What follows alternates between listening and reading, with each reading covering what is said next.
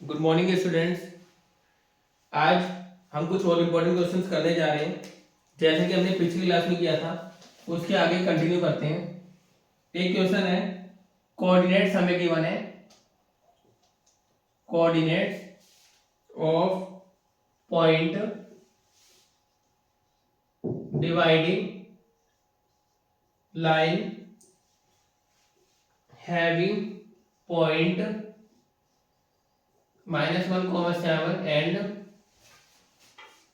4, -3 in the ratio 1:2 r। कह रहा है कोऑर्डिनेट्स बताने लाइन के। मान लो एक हमारे पास लाइन है, ये ए और बी पॉइंट है, ये पॉइंट पी है, इसके कोऑर्डिनेट्स एक्स वाई हमने लेट कर लिए, हमें ये बताने हैं। तो ए के पॉइंट्स हो गए हमारे -1, 7, ये हो गया 4, -3, ये हो गए एक्स वाई, रेशियो है 1:2। ठीक है। अब हमारे पास हमें पता है यहाँ पे सेक्शन फॉर्मूला होता है, x आ जाएगा m1 x2 plus m2 x1 upon m1 plus m2।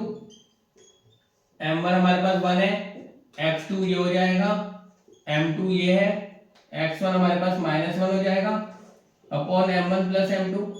Section formula है 2/3 आ गया हमारा x।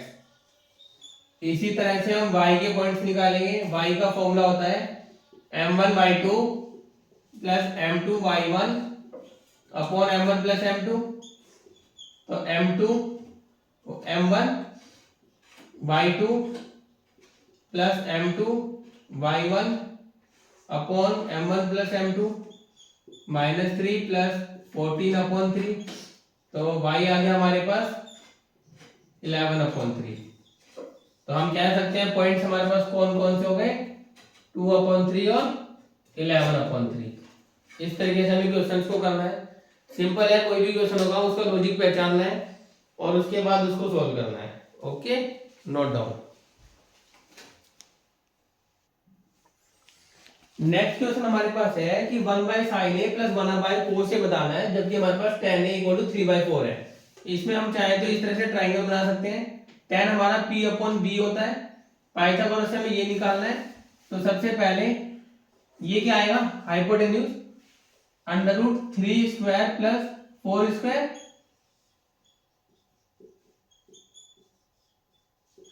तो ये हो गया हमारा 5। अब देखो 1/sin a plus 1/cos a। तो 1/sin a, साइन क्या होता है p/h, तो मतलब कि 3/5। कोस होता है हमारा b/h, तो यानी कि 4/5। इसको हम 5/3 प्लस 5/4 लिख सकते हैं। एलसीएम ले लेंगे,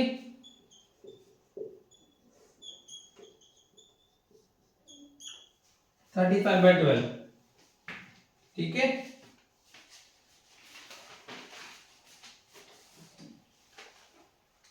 एक क्वेश्चन और है,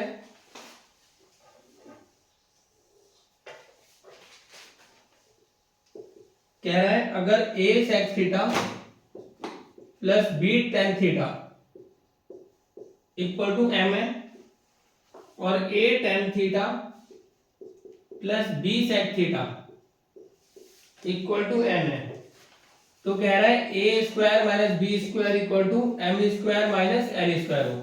ये तो है एसर्शन, और रीजन दे रहा है कि a² - b² equal to a plus B और a माइनस बी होता है। इसको हम किस तरीके से सोल्व करेंगे, देखो हमें पता है रीजन तो ट्रू है, क्योंकि a² - b² हमारा a प्लस बी और a माइनस बी होता है। ऐसा तो हम सोल्व करके देखेंगे। देखो m² - n² का मतलब क्या होता है, m प्लस n और m माइनस n। हम सोल्व करके देखें, तो हमने यहां पे रखा m प्लस n, m, इसमें प्लस करेंगे n को,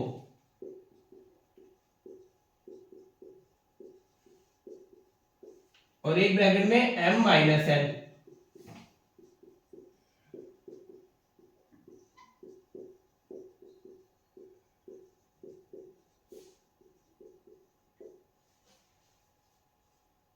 ठीक है, अब ये हमारे पास हो गया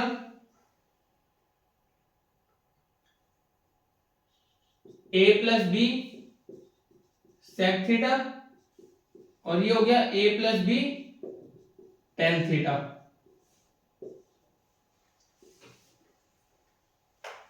और ये क्या हो गया, a minus B sec theta plus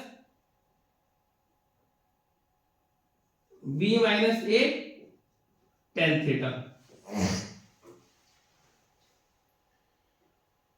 तो क्या हमारा सोल्व करके इसे A square minus B square आ रहा है? पॉसिबल नहीं हो पा रहा है।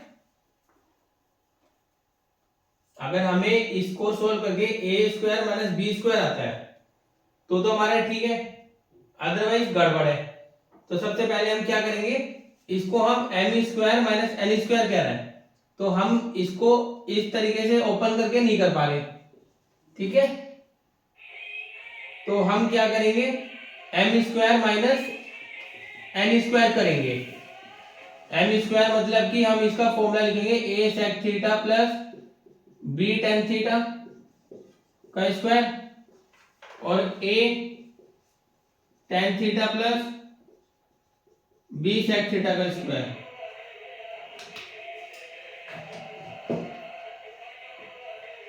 ये हो गया A square plus B square.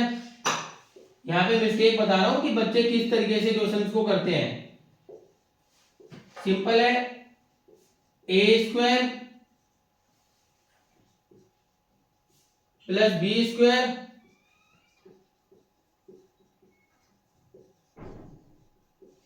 Okay, note करो एक बार।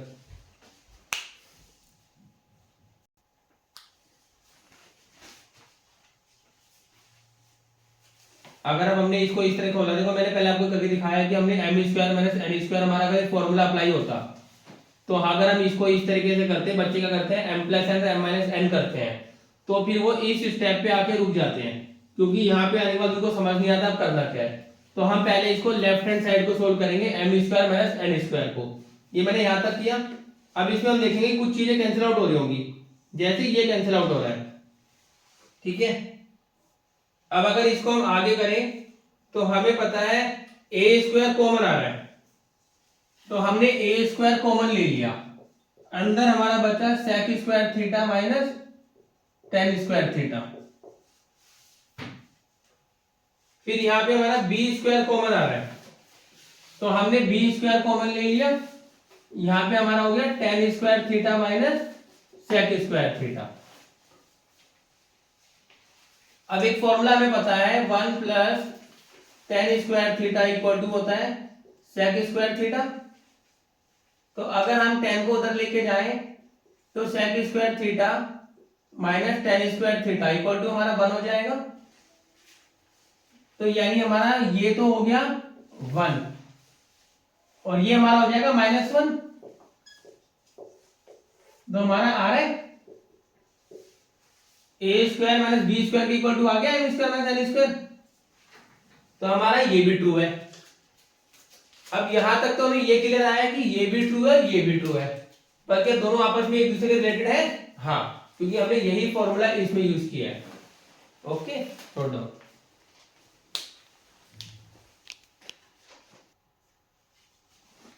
नेक्स्ट क्वेश्चन है, हमें इसमें x की वैल्यू बतानी है। जब हमें पैरेलल गिवन है तो हमें पता है 3x plus 19 upon x plus 3 equal to 3x plus 4 upon x हो जाएगा। क्रॉस मल्टीप्लाई करेंगे। पहले आप ध्यान देना समझने पे, नोट करने के लिए मैं आप सबको टाइम दूंगा, ठीक है। पहले तो ये हो गया। अब ये यहाँ पे 3x plus 19x equal to 3x square plus 9x plus 4x plus 12। अब 3x स्क्वायर से ये कैंसिल आउट हो गया। यहाँ पे है 19x equal to 13x plus 12।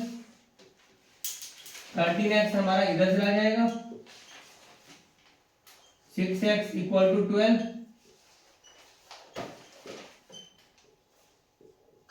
तो x की वैल्यू 2 है। अब देखो अगर हमें इसको वेरीफाई करना है तो हम इसको वेरीफाई भी कर सकते हैं। कैसे? अगर मैंने रखा 3 इंटू 2 प्लस 19 अपॉन 2 प्लस 3 और 3 इंटू 2 प्लस 4 अपॉन 2,